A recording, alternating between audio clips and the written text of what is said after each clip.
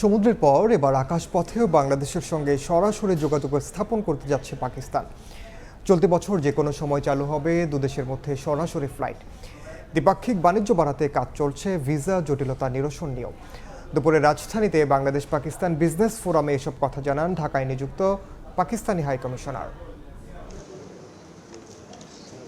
ছাত্র জনতার গণ অভ্যুত্থানে আওয়ামী লীগ সরকারের পতনের পর নতুন করে আলোচনায় এসেছে পাকিস্তান বাংলাদেশ সম্পর্ক।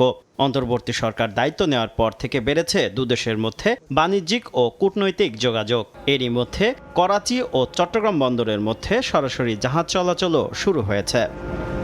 2023-24 অর্থবছরে পাকিস্তানে প্রায় $62 মিলিয়ন পণ্য রফতানির বিপরীতে বাংলাদেশ আমদানি করেছে $627 মিলিয়ন পণ্য। বাণিজ্যিক সম্পর্ক আরও শক্তিশালী করতে এবার ঢাকার সঙ্গে সরাসরি বিমানের ফ্লাইট চালুর ঘোষণা দিলেন ঢাকায় নিযুক্ত পাকিস্তানি হাই কমিশনার। বললেন, চলতি বছরই শুরু হচ্ছে বিমান চলাচল। Bangladeshi airline that starts, where it's a Pakistani airline, it doesn't matter. We have to connect the people. It is just a matter of time.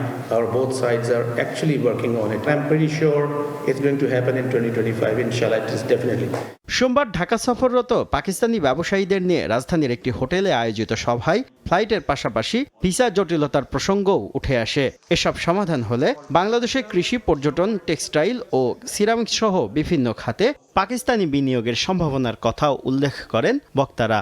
Any product we are importing from any other part of the world, but if Bangladesh businessman or Bangladesh is strong in that product, we will prefer Bangladesh FBCCI and FPCCI. If join hand together, our bilateral trade to 2 to 3 billion very easily.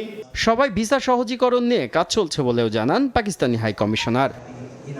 শুভ খান, সময় সংবাদ, ঢাকা।